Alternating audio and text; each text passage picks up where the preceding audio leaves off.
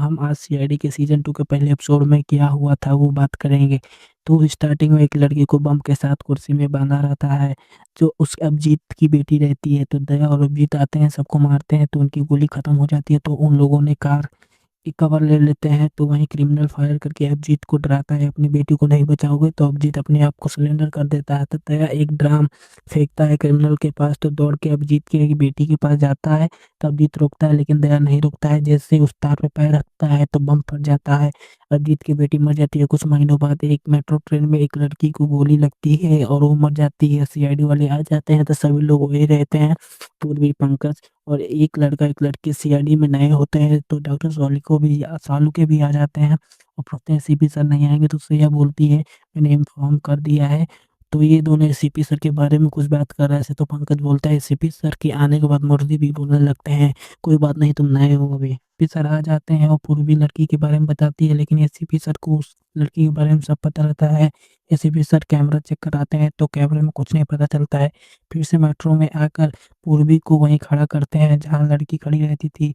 तो एसीपी देख लेते हैं कि गोली खिड़की से आई होती है, तो मेट्रो को वहां ले जाते हैं जहां गोली लगी रहती है। तो पूर्वी वहां खड़ी होकर पंकज को बोलते हैं लेजर लाइट से देखने के लिए। तो वहां से बिल्डिंग दिखाई देता है, तो किलर वहीं से गोली चलाया था। तो एसीपी सर बोलते हैं तो गोवा में भी एक ऐसा केस था। तो पूर्वी और पंकज को वहां भेज देते हैं। तभी एसीपी सर दया और अभिजीत का नाम लेते हैं, लेकिन दया अभिजीत वहां नहीं रहते हैं।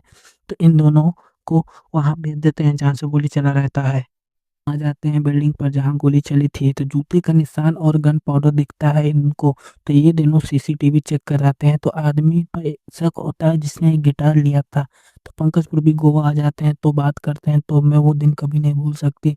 अभिजीत जेल में था क्योंकि उसने दया को मार दिया था, क्योंकि दया की वजह से उसकी बेटी मरी थी। इसलिए दोनों जहाँ गोवा में खून हुआ था तो वहां पहुंच के पता करते हैं, तो एकदम ऐसा ही केस उस लड़की के साथ मैच हो रहा था। एसीपी सर बोलते हैं पंकज और पूर्वी को भी जगह पता चल जाता है जहाँ से गोली चली रहती है। तो इतनी सारी सीढ़ियां देखकर पंकज डर जाता है, इतना चढ़ना है। तो पूर्वी चलने लगती है और पंकज मरते मरते पहुंच जाता है ऊपर, जहाँ किलर इस लड़के को मारता रहता है, मारा था।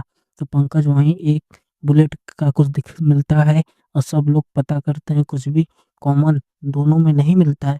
लेकिन तो पूर्वी बोलती है सर इन दोनों को पैसे की बहुत कमी थी, तो यही एक चीज कॉमन है। और एक पंकज बोलता है सर ये लोग एक दोनों गेम खेलते थे, जो इसमें टीम शूटर गेम का नाम था। तो एसीपी सर बोलते हैं तो यही कॉमन है दोनों के बीच में। तो सीआईडी टीम कार गोदाम में पहुंचती है और सब छुपे रहते हैं। तभी एसीपी के पीछे एक गन लेकर खड़ा था। तो एसीपी सर मार के बोलते हैं भले 6 साल बाद लौटा हूँ लेकिन अकड़ वही है। तो अभी बहुत सारी फायरिंग होती है। तो तभी पंकज अभिजीत की बेटी को देखता है, तो एसीपी सर को बताता है, लेकिन विश्वास नहीं करते हैं। तभी किलर गैस सिलेंडर में फायरिंग करके गैस को ब्लास्ट कर देता है। तो अभिजीत की बेटी श्रेया को सब देखकर खुश हो जाते हैं। तभी श्रेया के पीछे दया था। सभी लोग दया को देखकर शॉक्ड हो जाते हैं। तभी एसीपी अभिजीत के से मिलने के लिए जेल जाते हैं। तो अभिजीत को बताते हैं कि दया मरा नहीं है, जिंदा है। तो अभिजीत नहीं विश्वास करता क्योंकि उसने खुद दया को मारा था। सामने आते ही दया को देखकर खुश हो जाता है, लेकिन दया से गुस्सा था क्योंकि उसकी वजह से ही उसकी बेटी मरी थी।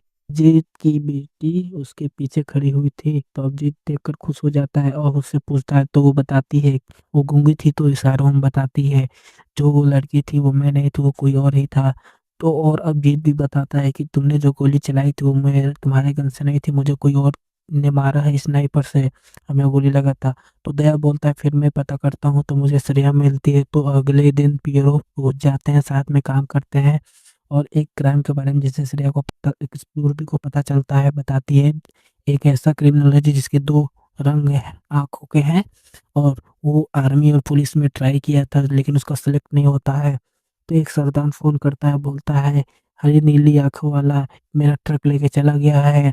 ट्रक लोकेशन को ये सब ट्रेस करते हैं, तो मोमबत्ती ट्रक में था जिससे बम लगा रहता है और वो फट जाता है। इसी जहाँ फंक्शन में गए हुए थे बहुत सारे लोग मोमबत्ती लगे खड़े थे। दया और अभिजीत आते हैं वहां पे, जल्द से जल्द पहुंचने की कोशिश करते हैं। सभी लोग मोमबत्ती रखते हैं। तो एसीपी सर को एक जो किलर था मोमबत्ती को जलाता है, एसीपी सर रख देता है, देखते हैं कि मोमबत्ती कैसे जल रहा है। तभी वो मोमबत्ती के टूट के देखते तो इसमें बारूद था, तो उसमें बम लगा हुआ था। तो वहाँ एक बच्ची को एसीपी सर बचाते हैं और उसी टाइम अभिजीत भी आ जाता है पानी की टंकी से, सारी मोमबत्तियों को जला देता है और दया स्नाइपर किलर को पकड़ लेता है। तो किलर बताता है कहानी, मेरा भाई को मरने के लिए तुम लोगों ने छोड़ दिया था, तो इसी वजह से वो सब ये सब कर रहा था। धन्यवाद। अगला एपिसोड देखने के लिए मुझे सब्सक्राइब कर लीजिए।